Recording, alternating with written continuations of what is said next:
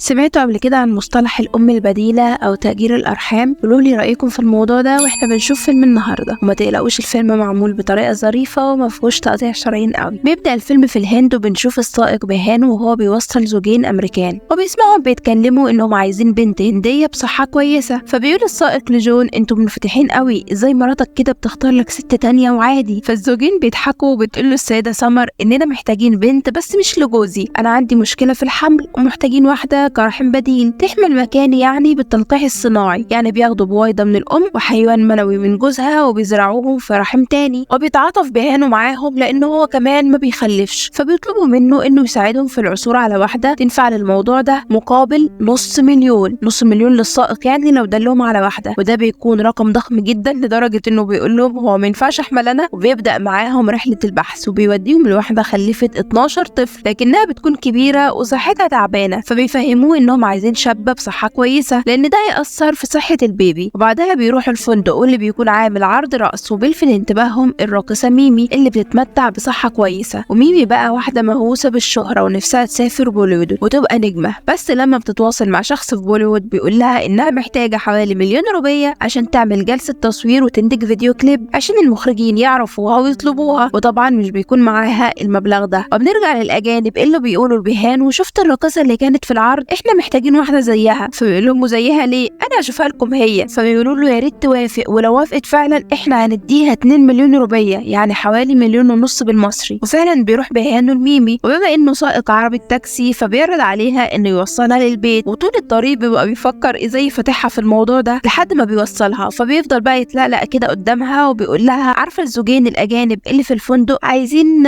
واحدة تحمل في ابنهم. فبتضربه ميمي بالقلم لأنها افتكرته عايزة تقيم علاقة مع جون، وطبعا بتسيبه وبتمشي. وتاني يوم بنشوف ميمي وهي بتتصبح على صور النجوم اللي معلقاهم في غرفتها، وبتتمنى صورتها تبقى معاهم في يوم. وبنعرف إنها من أسرة موسيقية لكنها بسيطة الحال جدا، وأمها نفسها تفرح بيها زي أي أم وتجوزها وتسيبها بقى من تخاريف الفن والتمثيل. بعد كده بتطلع ميمي على المعبد عشان تدعي إن حلمها يتحقق، وهي خارجة بتلاقي بيهانو في وشها وبيفضل ماشي وراها عشان يقنعها تتكلم معاه لأنها فهمت الموضوع غلط. وفعلا ميمي بتتكلم معاه عشان تشوفه عاوز ايه، فبيبدأ يفهمها يعني ايه الرحم البديل وانها هتحمل من غير ما حد ما يلمسها. فبتستغرب ان العلم اتطور للدرجة دي، لكنها برضه بترفض لحد ما بيقول لها بيهانو انها هتاخد في العملية دي 2 بليون. فهنا هي بتبدأ تفكر وبتقول الموضوع ده لصاحبتها اللي بتفضل تخوفها من عواقب الموضوع وان اهلها مش هيتقبلوا حاجة زي كده وكلام الناس والى اخره. لكن ميمي بتبقى محتاجة الفلوس جدا، عشان كده بتروح تقعد مع الزوجين الاول وتسمع عرضهم. لما بيقابلوا الزوجين الاجانب بتقول لها صاحبتها: ده الراجل قمر قوي، وبيفضلوا يعكسوه. فبتقاطعهم سمر اللي بتبقى بتتكلم هندي لبلب وبتقول لهم: سيبكم من جوزي واسمعوا العرض بتاعي. وبتقول لها سمر انها محتاجه واحده رياضيه زيها كده تحمل بطفلها عشان يتولد بصحه كويسه، وانها لو وافقت هتديها كل شهر 50,000 لحد ما تولد، وقتها هتاخد باقي المبلغ كاش اللي هو باقي 2 مليون، وانها لازم ترد عليهم بسرعه عشان لو مش موافقه يلحقوا يشوفوا واحده تانية، ولو موافقه هيروحوا على عياده للرحم البديل عشان يعملوا الفحوصات. بتبقى ميمي موافقه، بس العقبه اللي قدامها هتقول ايه لاهلها. فبيقترح بيهانو انها تقعد في اي مكان ال9 شهور بتوع الحمل، وبكده اهلها مش هيعرفوا حاجه. وبتقولها صديقتها: تعالي بيتي، احنا حيينا بعيد شويه عن اهلك، وكمان انا والدي متصوف وبيقعد بالشهور معتكف ومش بيجي البيت اصلا، فمش هيحس بحاجه. وبتوافق ميمي فعلا، وبعدها بتروح ميمي مع جون ومراته وبيهانو للطبيبه اللي بتشرح لهم الموضوع هيتم ازاي، وبتقول لميمي التعليمات اللي هتمشي عليها في الحمل عشان البيبي يتولد بصحه كويسه، وبتتاكد انها موافقه على كل حاجه. وميمي مش بيكون عندها اي استفسار غير ان هل هيطلع لها سلوليت ولا لا، لانها ممثله واهم حاجه عندها شكل جسمها. وفعلا بياخدوا العينات من الزوجين وبتتم العمليه، وبيبقى الكل بيدعي ان الحمل يتم على خير. وبتفضل ميمي كل يوم تعمل اختبار الحمل، وابوها لما بيشوف اختبار الحمل بيفتكروا ترمومتر حراره. وفي يوم بتعمل ميمي اختبار الحمل وبيطلع ايجابي، وبتبقى دايره من الفرحه، وبيروحوا كلهم للطبيبه وبيتاكدوا انها حامل فعلا، والكل بيبقى طبعا فرحان. وبيديها جون فلوس 4 شهور، وبيقول لها انهم هيرجعوا امريكا لمده ال4 شهور دول عشان شغلهم، لانهم محتاجين يجمعوا فلوس ليها وللطفل بعد كده. وبيقولوا لها ان بيهانو هيفضل معاها طول شهور الحمل عشان ياخد باله منها ويبلغهم باي حاجه. وبالليل بتقول ميمي لاهلها ان جالها عرض فيلم في بوليوود وانها لازم تسافر، وان مده التصوير هتبقى حوالي 9 شهور. لكن امها بتبقى مش موافقه وبتقول لها: يا بنتي انا عايزاكي تبقي زي البنات، تتجوزي وتعيشي حياه طبيعيه. لكن ميمي بتاثر عليهم انها لما تبقى مشهوره عروض الجواز هتزيد وهتخليهم مش محتاجين حاجة، وكل الصحافة هتتمنى تعمل بس معاهم لقاء. ففعلا في الآخر بيوافقوا. ومن تاني يوم بتتنقل ميمي لبيت صاحبتها بعد طبعا ما بتلبس نقاب عشان محدش من الحي يعرفها. وطبعا الجيران بيبقوا فضوليين وبيفضلوا يسألوها مين دي، فبتقول لهم صديقتها شامة ان دي قريبتها وجوزها، وانهم بس هيقوموا عندها شوية. وفي الصبح بتقوم ميمي عشان تتمشى زي ما نصحتها الطبيبة مع شامة صديقتها. لكن المفاجأة ان والد شامة بيرجع البيت وبيقابل بهانو، وبيتوتر جدا بهانو وبيقول له انا جوز بنت خالة شامة. ولان الاب ما قابلهمش من زمان فبيصدقوا، وبيخبي بهانو الخمرة بسرعة. بيفضل الاب يسأله عن الصلاة فما بيعرفش يجاوب، ومش بينقذه غير ان شامة بترجع وبتعرف تقنع الاب وتهديه ان دول قرايب ليها من ناحية امها. وبتعدي الايام وبتبدأ بطن ميمي تكبر، وبتبقى بتتوحى مع الحاجات غريبة زي مثلا قطعة طباشير تفضل تشم فيها وتاكلها. وبتعدي بقى ايام الحمل بالتقلبات المزاجية وكل تعب الحمل. وبتعدي 4 شهور وبيرجع جون وسمر، وبياخدوا ميمي لعيادة الطبيبة اللي بتعملها شوية فحوصات. وبيبقى جون وسمر فرحانين قوي ان هيبقى عندهم طفل، لحد ما الطبيبة بتستدعيهم وبتبلغهم ان الفحوصات بينت ان الطفل فيه مشكلة وانه هيبقى عنده متلازمة داون. وهنا سمر بتنهار انها عملت كل حاجة صح واختارت افضل ام بديلة، وفي الاخر الطفل يبقى كده. وبتقول لجون انا مش عايزة الطفل ده خلاص مش عايزاه. وبيركبوا مع بهانو وبيشوفهم وهم منهارين، ولما بيسألهم في ايه بيقولوا له ان الطفل فيه مشكلة وانهم خلاص مش عايزينه وانهم مش هيقدروا يواجهوا سمر. فبيتخانق معاهم بهانو وبيقول لهم هي مش بيعة وشروة، ده ابنكم ولازم تتحملوا مسؤوليته، مش عشان احنا فقرا تبيعوا تشتروا فينا. فكروا في المسكينة ميمي اللي حياتها هتتدمر، لكنهم مش بيهتموا غير بحزنهم. وبيرجعوا الفندق وبيقولوا له يبلغ ميمي انها تتخلص من الطفل. وبيرجع بهانو لميمي وهو وشه في الارض ومش عارف يقول لها ايه، بس في النهاية بيبلغها باللي حصل. فطبعا بتنهار وبتطلع جري من البيت عشان تلحقهم قبل ما يهربوا، وبتنسى حتى تلبس النقاب وبتطلع تدور عليهم زي المجنونة. ولما بتوصل الفندق بتعرف انهم مشوا خلاص وسافروا. وبتنهار ميمي على حياتها اللي باظت وعلى العار اللي هتحط اهلها فيه. وطبعا بيبقى الناس شافوها وشافوا حملها، والخبر وصل لاهلها اللي بيتخانقوا معاها انها فضحتهم بعد ما وثقوا فيها. وبيفضلوا يسالوها اتجوزتي امتى ومين ولد الطفل، ولما بتسكت بيخافوا تكون حملت بدون جواز، وبيفضلوا يضغطوا عليها عشان تتكلم. فبتضطر انها تقول لهم انها اتجوزت بهانو وان بهانو ده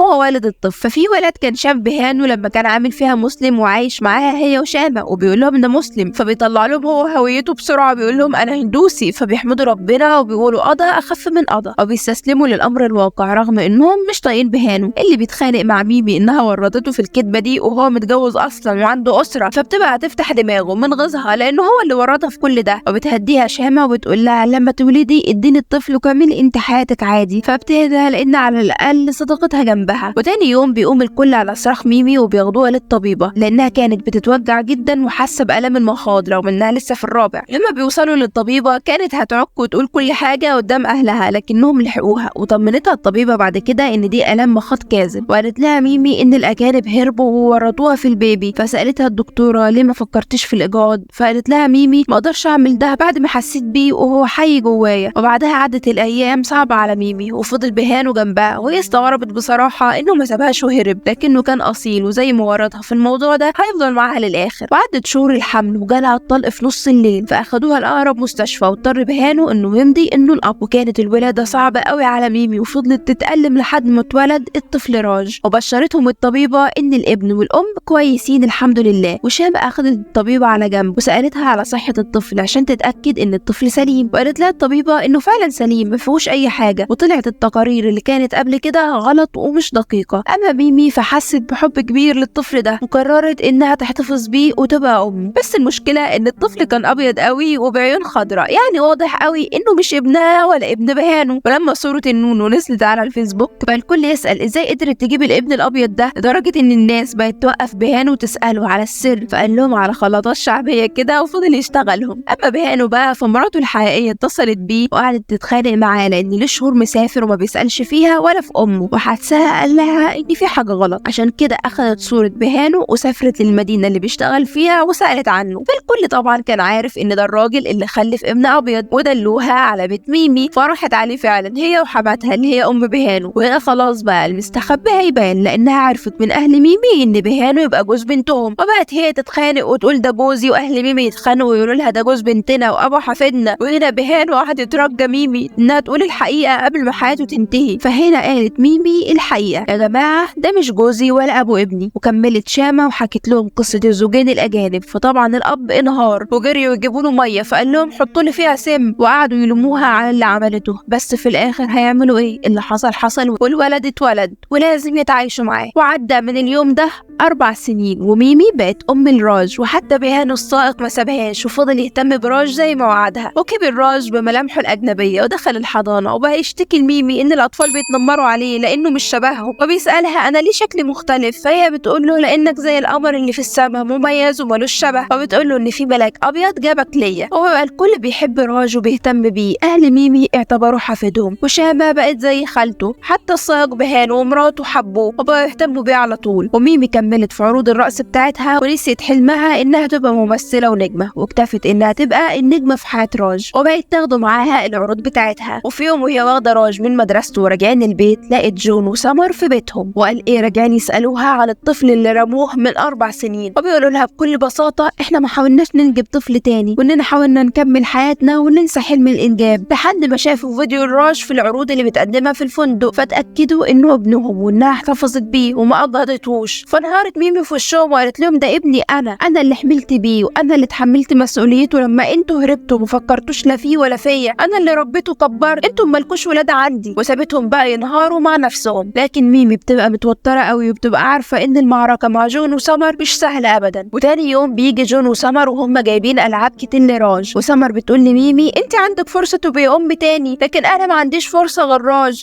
هيبقى له مستقبل احسن معانا في امريكا، لكن هنا ومعاكي ملوش مستقبل. انت قبلتي تبقي ام بديله عشان تاخدي فلوس تامني بيها مستقبلك، طيب هتامني مستقبل راج ازاي؟ ما تبقيش انانيه. وراج لما بيشوف سمر بيقول لامه هي دي الملاك الابيض اللي سابتنا عندك؟ فبتقول له سمر ايوه، وبتطلع له سمر الالعاب الغاليه وبتفضل تلعبه. وجون بيقول لهم انا مراتي حاولت تموت نفسها وانا مش هسيبها تموت، وهناخد ابننا بالقانون. وبيتخانق معاهم بيهانوا لانهم سابوا ابنهم وهربوا. وميمي بشجاعه واجهت الموقف، اتحملت كل اللوم ورمت احلامها في الزباله. فمش من العدل انهم يجوا بعد 4 سنين يقولوا عايزين ابننا، لكنهم بيبقوا مصرين على رايهم. وبيهانوا بيجيب محامي يستشيروه، فبيقول لهم ان القانون في صف جون وسمر لانه ابنهم، والدي ان ايه هيثبت ده، والمعركه مش هتبقى سهله ابدا، لكننا هنحاول، بس التكاليف هتبقى عاليه لان ميمي وحتى الطفل راج هيضطروا ان هم كل يوم او كل جلسه يروحوا يحضروا في المحكمه. وبيقرر بيهانو انه يبيع التاكسي بتاعه، والاب كمان بيقول انه هيبيع البيت وهيبيعوا اي حاجه بس يحتفظوا براج. لكن ميمي بتصدم الكل، بتقول لهم انها هترجع راج لاهله، وهي من الاول كانت ام بديله، وبتبقى اتاثرت بكلام جون وسمر عن الفرق بين حياه راج في الهند وفي امريكا، وبتبقى عايزه تضحي عشان تختار الافضل لابنها. ويبقى الكل معارض قرارها لان راج ابنهم